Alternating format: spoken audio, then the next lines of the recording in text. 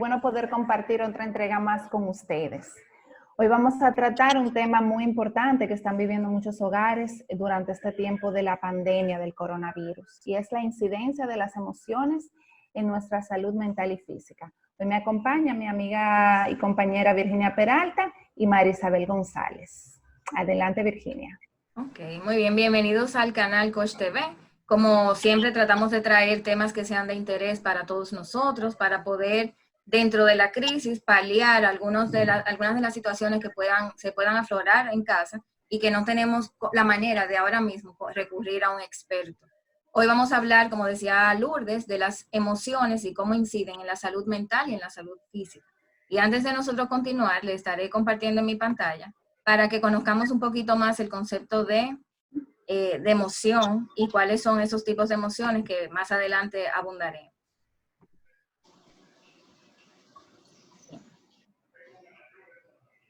¿Pueden ver mi pantalla? Sí, se ve. Okay, vamos a esperar que se ponga un poquito más grande.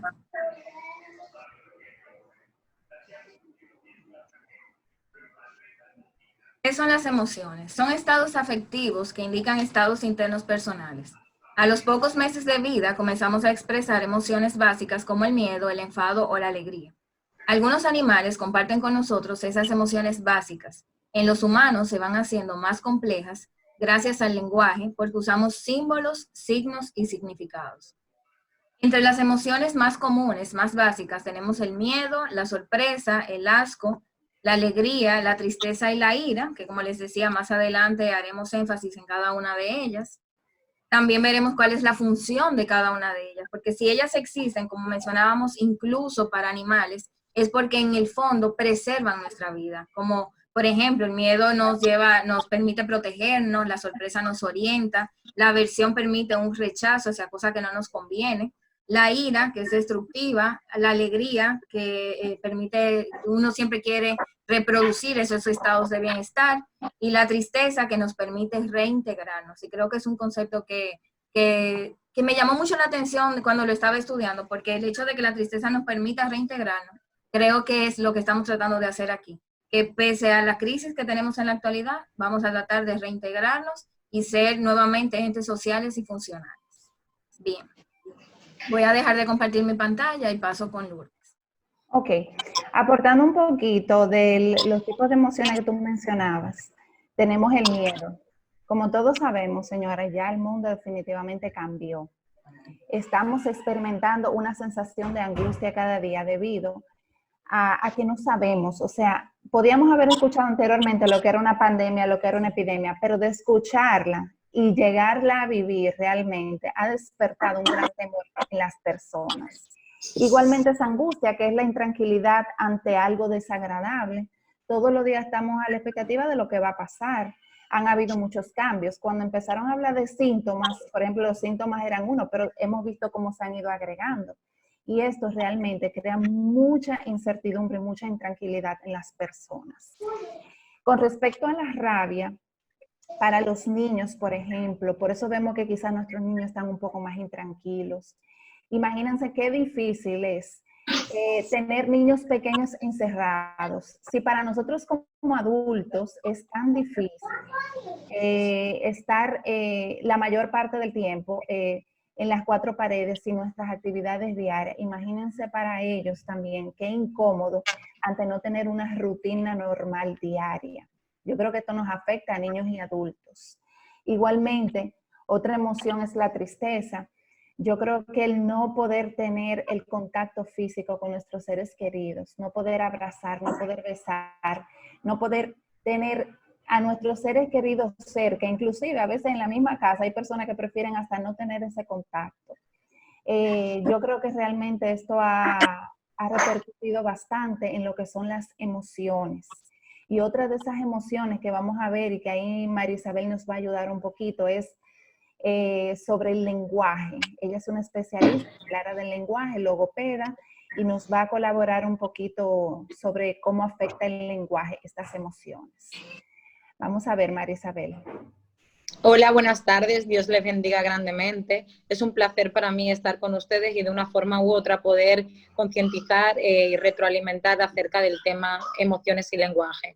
Como ustedes bien conocen, las emociones están vinculadas a la mente y esto indudablemente condiciona la realidad, condiciona la forma de pensar y la forma incluso en la que nos expresamos. Es por eso que las habilidades y las actitudes que tomemos frente a las emociones influyen en el lenguaje. Primero, en el lenguaje como instrumento de representación cognitiva que nos permite expresarnos. Y segundo, porque el lenguaje es un instrumento de comunicación social que permite a las personas interactuar y poder relacionarnos con otros. Imagínense cuando ese lenguaje está limitado en este momento por una situación como la pandemia. Podemos hablar, podemos conversar con nuestros más allegados, con las personas que convivimos en la casa, pero quizás no podemos utilizar el lenguaje con nuestros amigos, con nuestros vecinos, con nuestros compañeros del colegio, en el caso de nuestros hijos, con nuestros colegas. Entonces, incluso el lenguaje se está viendo afectado, el lenguaje se está viendo limitado. Nunca podremos comparar lo que significa hablar a través de una pantalla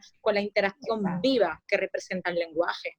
Entonces, es una forma, digamos, que nos ha afectado y que nos ha tocado a nivel global y tenemos que salir adelante.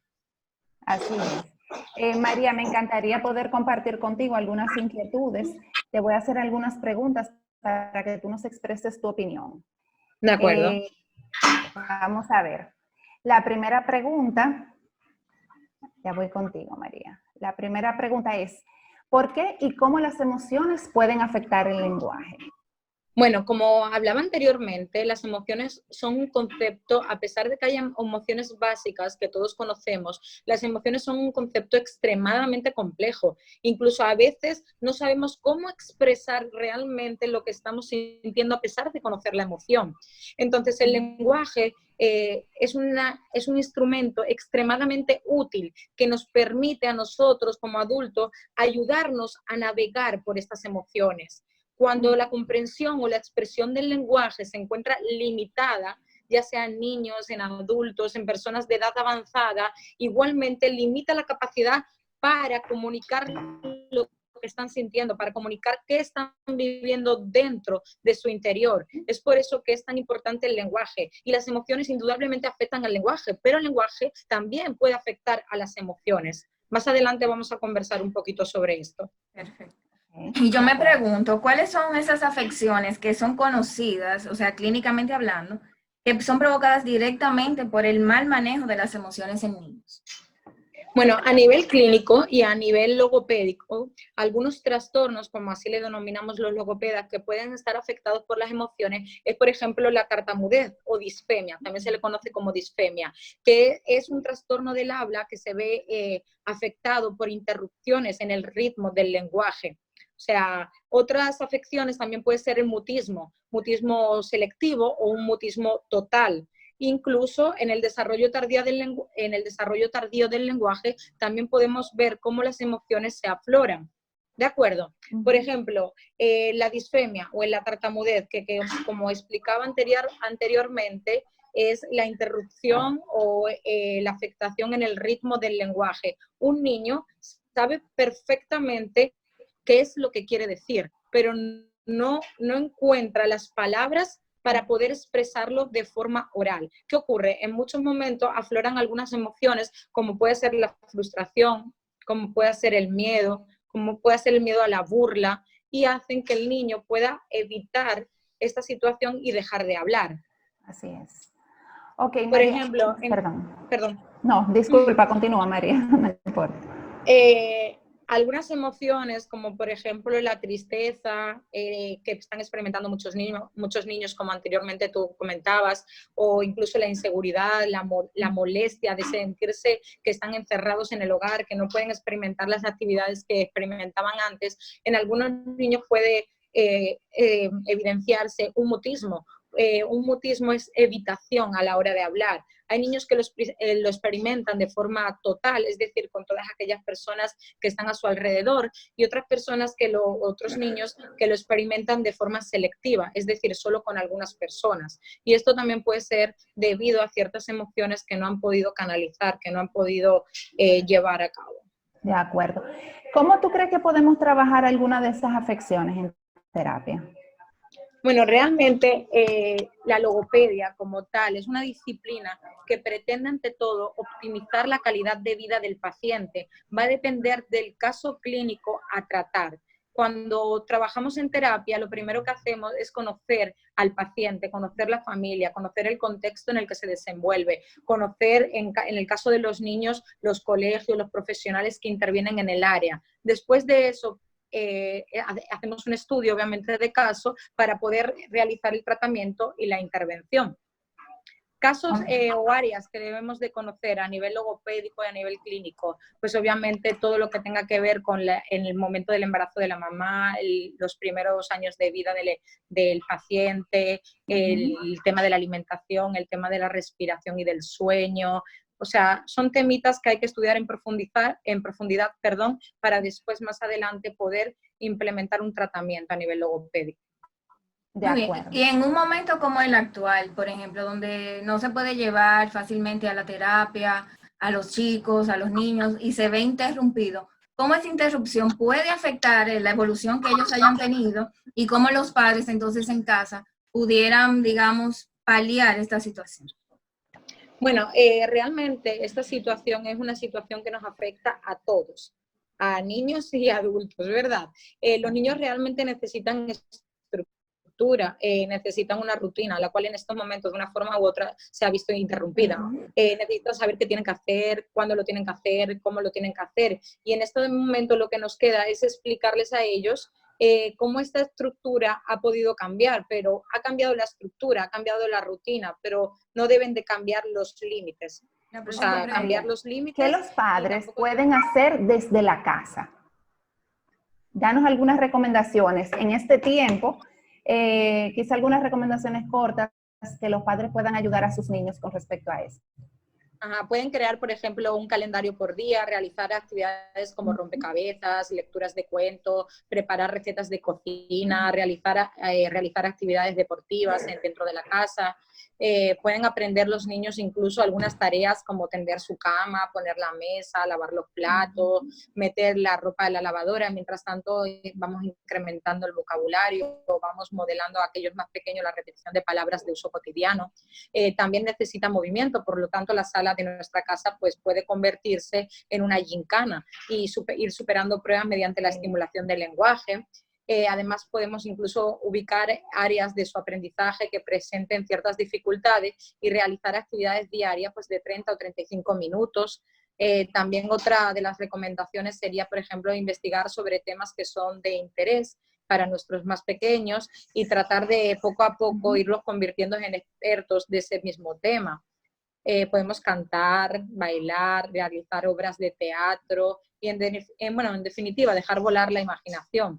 Y por supuesto tener tiempo libre y dejarlos inventar a ellos también. En esta cuarentena está bien que les dejemos jugar, que no sepamos incluso ni siquiera cómo enseñarles ciertas cosas, incluso que no nos desesperemos, o si nos desesperamos pues no nos exijamos tanto, es un momento difícil para todos.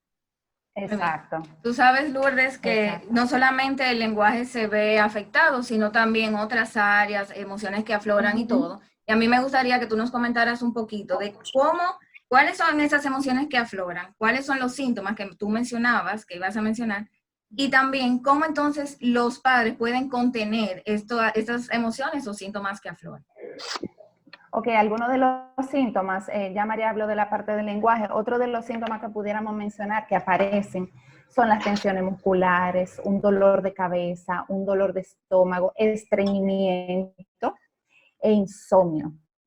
Son síntomas que pueden repercutir de una manera normal y que se presentan ante acciones. Muy bien, ¿y cómo entonces los padres pueden contener ese tipo de, digamos, de síntomas? Tal vez algunos sean más fisiológicos, como el estreñimiento y todo, pero tal vez habrá otros que se expresan más bien en el lenguaje no verbal. ¿Qué el padre pudiera hacer? Por ejemplo, si hay tensión muscular y todo eso. No sé si me escuchan. Se escucha bien. Cortado. Hay que tratar. Sí, ahora te escucho bien. Hay que tratar dentro de, y eso, bueno, lo iba a tratar un poco en la parte de las recomendaciones, dentro de lo que podamos, hacer nuestra vida lo más normal posible. Lo cual suena un poco difícil, claro está, porque estamos en otra situación, pero yo entiendo en la medida en que nosotros tratemos de llevar una rutina adaptada, obviamente, ante la situación, vamos a tratar de bajar un poco los síntomas, porque todos esos síntomas vienen ante preocupaciones.